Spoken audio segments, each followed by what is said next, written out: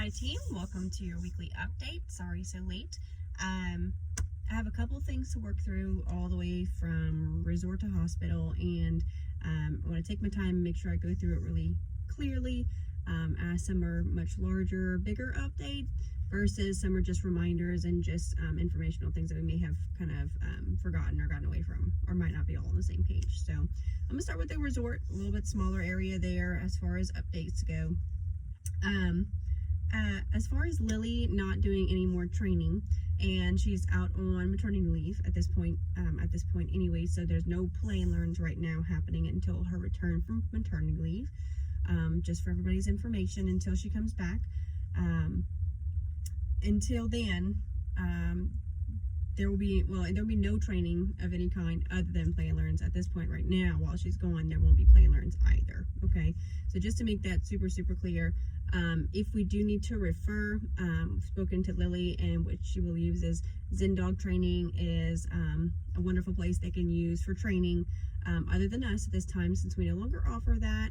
If they need board and trains, private lessons and things like that, like we used to do, she says that they are doing a good job, and she believes our clients will like what they can provide there. So ZenDog Training is what we can refer to if they are asking for a referral for that. One other small update is just for pets boarding over at the resort.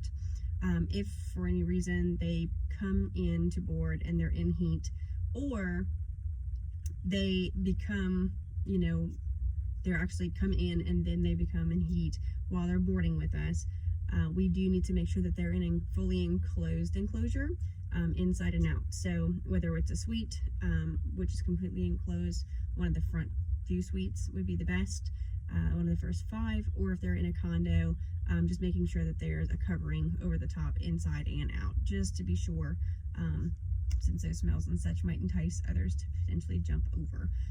We usually don't have that issue, but it is the safest thing to do, so just want to be sure everybody's on the same page there. There was a couple more questions too about daycare requirements and things like that. Maybe that's just a little sticky situation.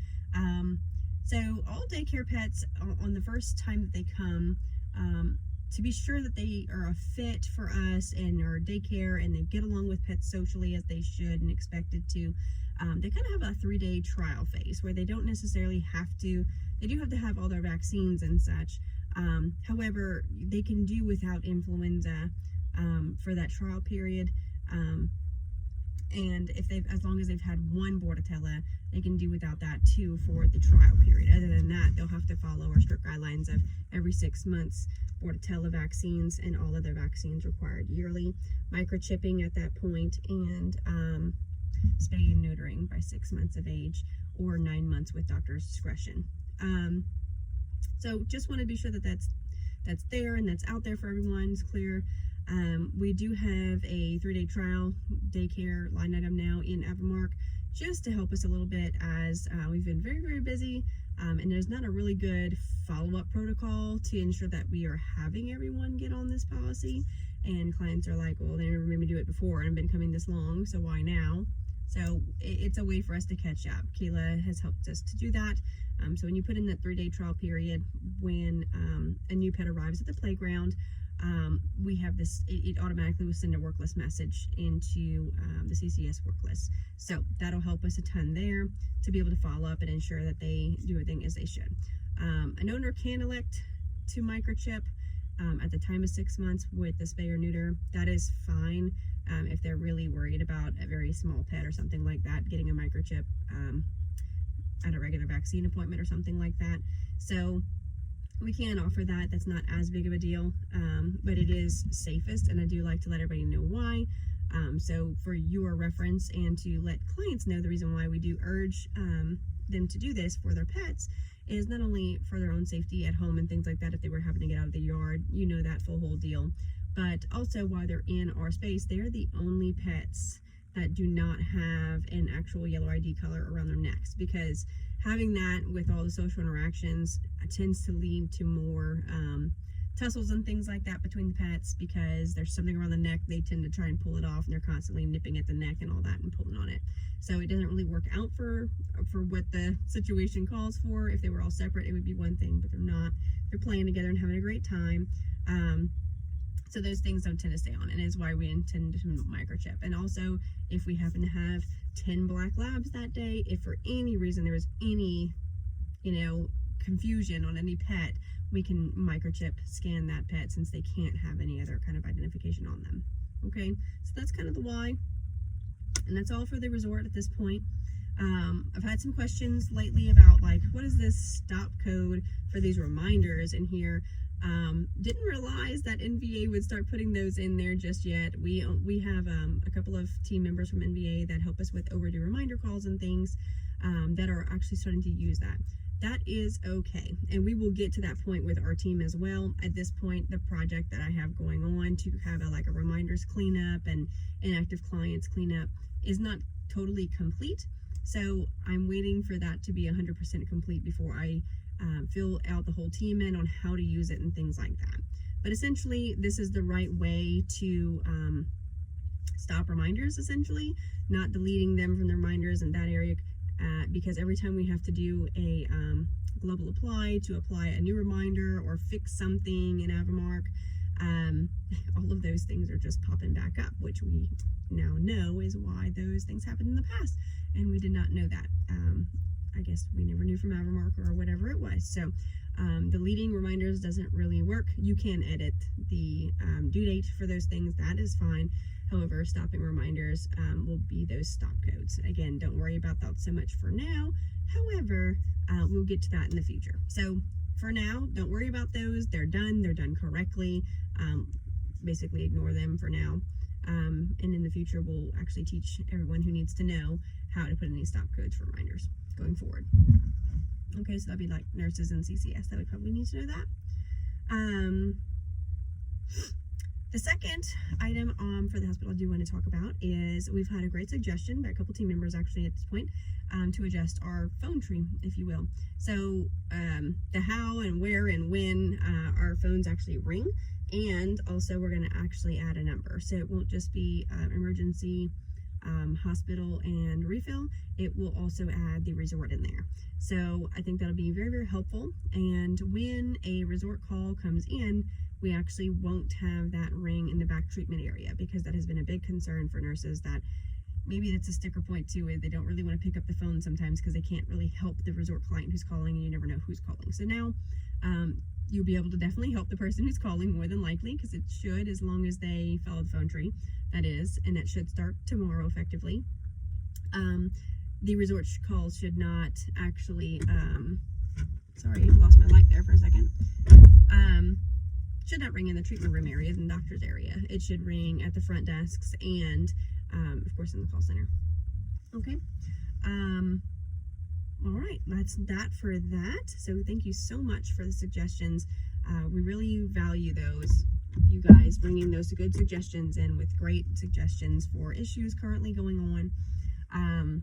We really appreciate it, because oftentimes we can make some tweaks and make things better. From small to large, right? And this is a pretty big one, but we've had small things too, like just the little glow in the dark on the pedal of the x-ray. I think that's phenomenal and so easy, and probably makes a lot of lives easier. So thank you so much for that, and continue doing that. We really appreciate the suggestions. The next part I do want to talk about is just what everybody feels, right? It is incredibly busy. It is busy at the resort, the playground, the phones are ringing off the hook, and our nurses and doctors are obviously overwhelmed with appointments, usually.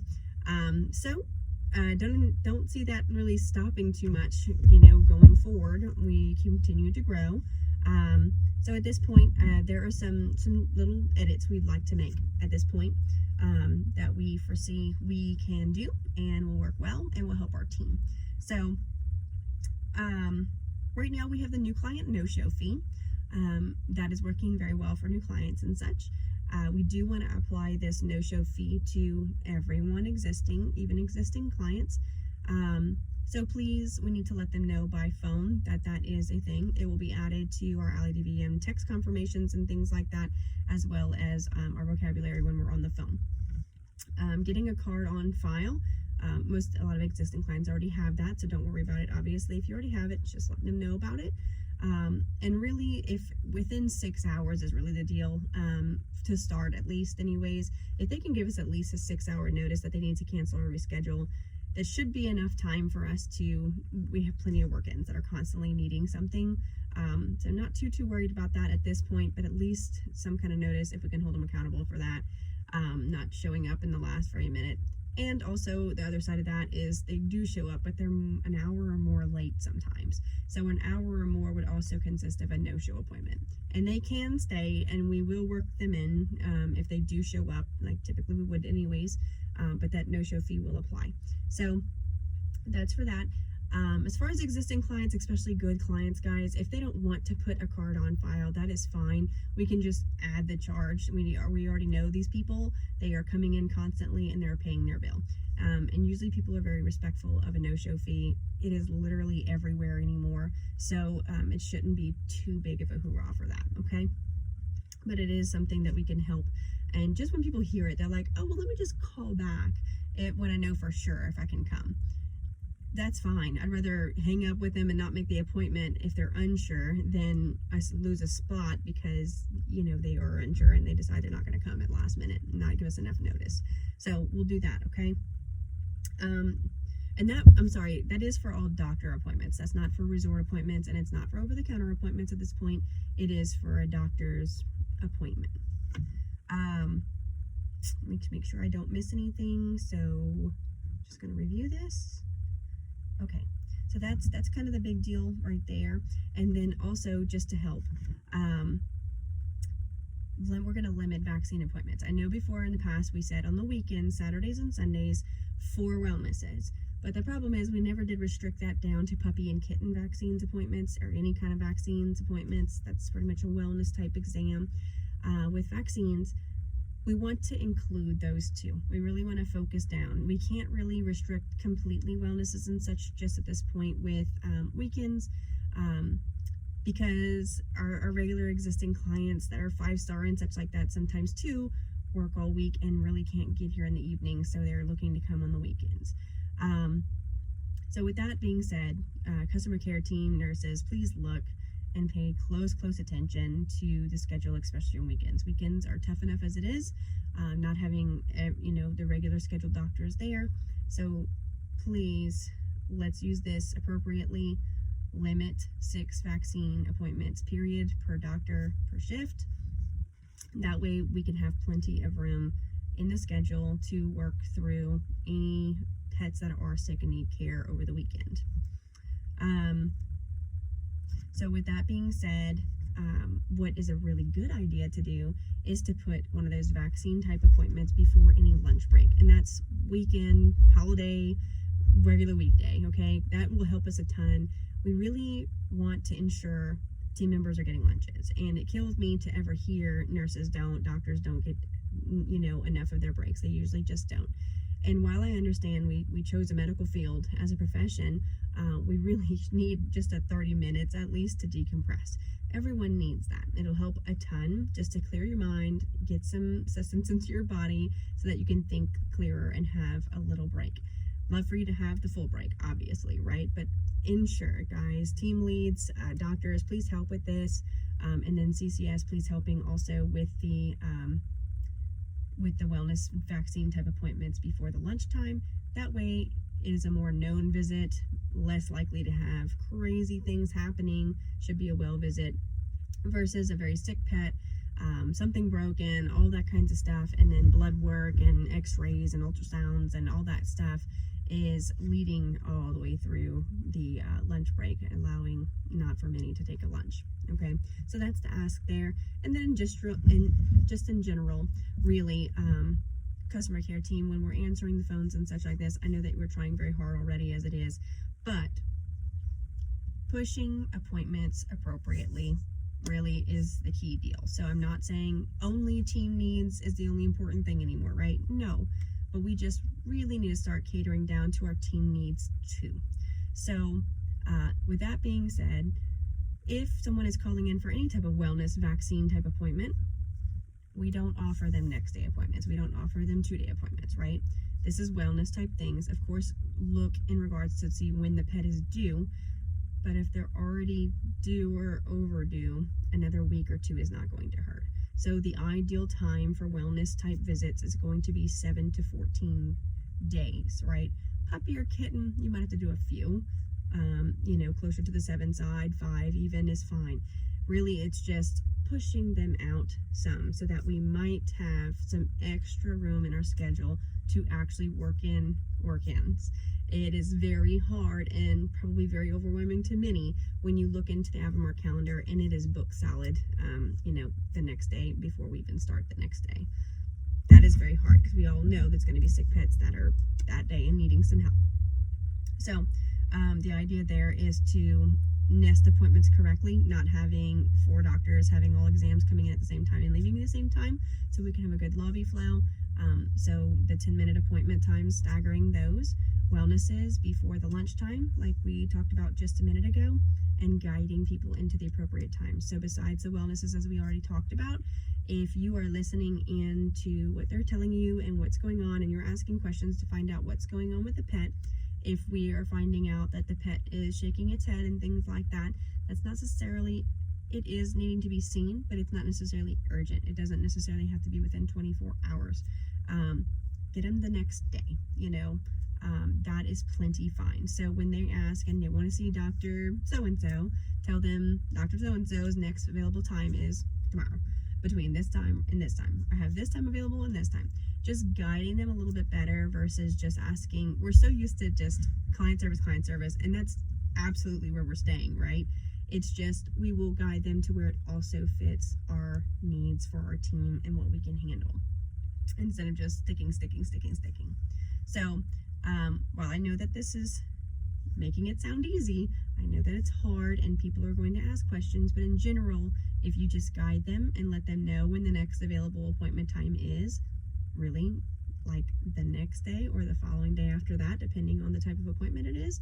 Something has been going on 2 weeks. It's probably not emergent at that point, because it's already happened 2 weeks. Now, obviously, you guys know what to look for. Bleeding, lateral, not, very down, lethargic, things like that need to be seen a little bit sooner. Absolutely. We work those things in accordingly, 100%. But again, the things that can wait the little while, if you have any questions, this is where you ask a doctor. Absolutely. Let the doctor help you make the decision. But in general, I know that our customer care team can help guide these people into the right slots.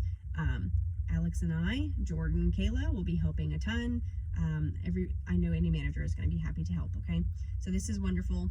I'm so glad that we are on the right track and we are working on the right things, and you guys are doing a wonderful job. Keep it up, and I'll see you tomorrow. Bye.